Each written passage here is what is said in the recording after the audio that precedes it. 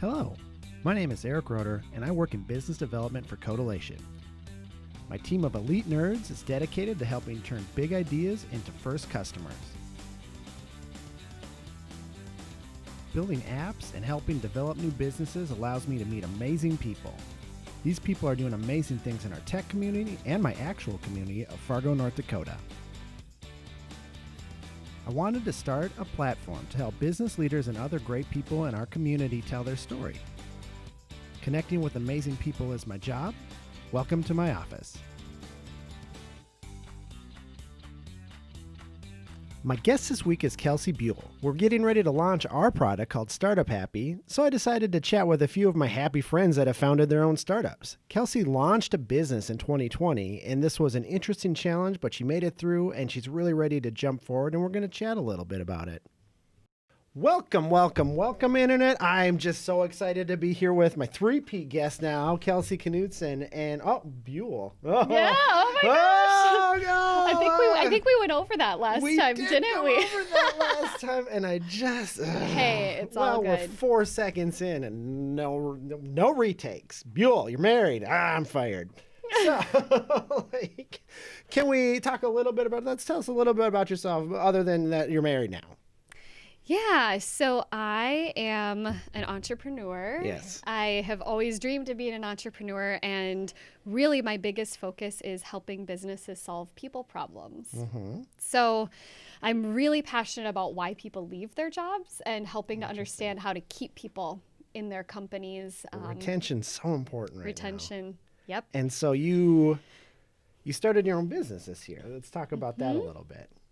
Absolutely. So as I mentioned, help businesses solve people problems. So that's anything from hiring to recruiting. I don't do a lot of recruiting myself, but I love helping with strategy, also helping with coaching. And my biggest passion is training and development. And so I've been doing a lot of speaking, a lot of workshops. That's kind of my biggest thing that I focus on. And I know, how has that been this year? Considering you can't do workshops, really. Yeah. Workshops have drastically evolved this year. So can you talk about how you're just overcoming that hurdle?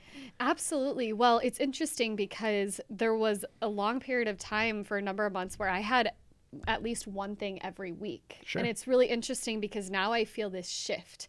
I think people are slowly, especially smaller groups, are starting to be a little bit more open to meeting in person. Yep. But honestly, I think I feel blessed that I started my business in April because it forced me to go right into the virtual setting. Sure. Yep. And so I feel more sorry for my friends and people that I know who have always been doing workshops and always speaking and had to really shift and stretch, because for me, it was just normal right off the bat. You had to evolve what you were doing to be global. Yeah. When you weren't even I'm just by myself. So that's an interesting, again, you're positive, and that's why I like our conversations.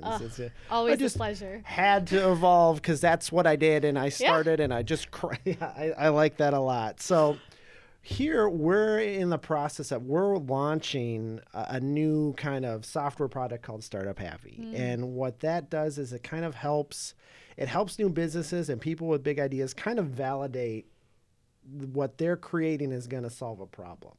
Yep. And you find out any hiccups along the way, any things you need to change before you put any money actually into developing your solution. So as we sit here and you've gone through the fire that is 2020 and you just jumped right into it, what would you have done, if you could go back in time and say, this is Kelsey from April. This is what I would do different. And so what would you change about your actual startup or your launch? Yeah, great question. Well, I think for me, what was the most challenging is I'm naturally a doer and a people person. Right. And I felt like going into being a business owner, I had to focus on splitting up my time really pretty evenly between strategy and planning and seeing people. And just based on how I'm wired, I look back and I realize I could have done more and I could have taken on more meetings, and I would have just been forced to plan faster, act faster. And so I kind of, if I could revisit myself back in April, I would have said, don't hold yourself back from having a higher level of activity just because you're afraid of not being able to balance it. Sure. So I think for me, I wish I would have just started networking more, because I think networking is probably one of the most important things as an entrepreneur, is getting that word out. Right. And I mean, that's how you do that as a marketing person. Yeah. What's your first step is leveraging your own network. Like that step one, saying, Eric, I'm starting a business. You should know about it. That's the easiest, best thing, because I'm excited for you already, And so I think that's awesome advice for, anyone, is just to, really rely on your network and go back to that one, because that's what got me through 2020, is just like, this is such a hard year. Human beings that I know and like, help me. Absolutely. So, I like that advice a lot. And so one of the things that, marketing wise, we're talking about that, I like your Whiteboard Wednesdays. I think they're delightful. And I had you, instead of doing our normal business chart, I had you do a Whiteboard Wednesday for me. And so I'm going to Vanna White, and you're going to explain what's going on here. So... Yes. Okay. So we thought long and hard about this today. And, one of the things I do, it's a little cheesy, I think, but at the end is I always have an acronym. For me personally, acronyms always help me remember things. And so we came up with an acronym for ERIC, which was Every Real Innovator Creates Content. Content? Spelling? It can be content with a K. Okay. So hope you enjoy that acronym. And now you know what the acronym for Eric is. That one of them. There was not any swear words or anything in that, like, depending on the person. Yep. That is what it is. No, and I like that. So thank you for that. Yes. We'll kind of jump into some other stuff. What's the biggest lesson that you've learned going through the year that we just went through? What's your biggest lesson of 2020? Well, Eric, great question. I actually think that the lesson that I learned, my friend Bridget, Bridget, I believe, she was talking about a Brene Brown book and how they talk about chasing versus stretching. So I think for me in 2020, that's really one of the biggest lessons that I've learned, is there's a time to chase, which is, spinning off of what we talked about earlier. Chase as in get out, meet people, take action. But then there's also times where you need to stop, read that article, watch that video, plan for your next month's vision. So I think, again, that balance is it's always a challenge, but it's also probably the biggest lesson I've learned is it's really important to take time to also stretch. You stretch before you do anything physical. Why wouldn't you do that mentally as well? Yeah. Weird. Clever. Oh, I had a clever moment, and we caught it on film. Yes. I hope the cameras were rolling, but I haven't got any bad thumbs down from Maddie, so I think we're good. So with Startup Happy, we're excited for 2021. What are you excited about going into next year, and how can we help you? So the most fun ask that I've been just putting out there is I am writing a book on burnout and maybe some hints of leadership lessons within there. So I'm just looking to meet awesome people with great stories. Oh, geez. So, and that's been the most fun ask for me to ask audiences and ask individuals that I'm networking with, is just I'm looking for leaders who have wonderful stories and who maybe have experienced burnout in their life. Right. Oh, okay. Well, that's...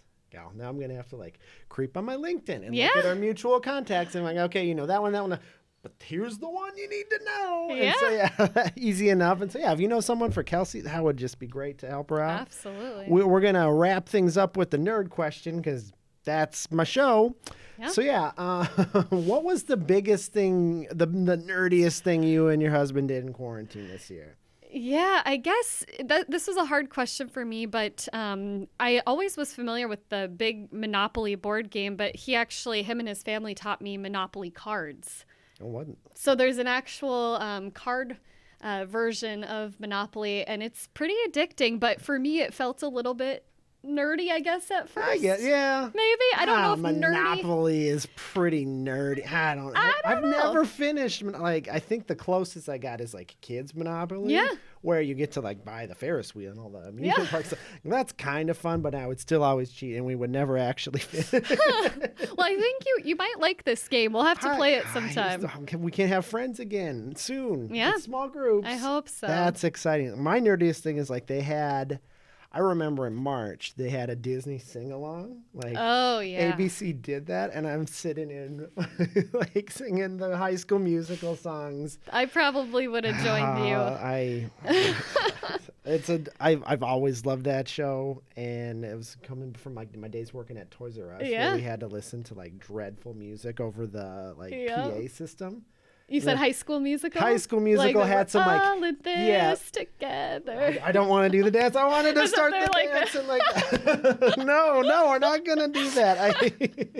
I could. We don't know that. That's a sign that we should probably wrap things up. So anything else? We're getting goofy now. Anything else before we get in trouble? No, Eric. Thank you so much for having me again. It's always a pleasure. I love it. So thank you. Have a good week, everyone.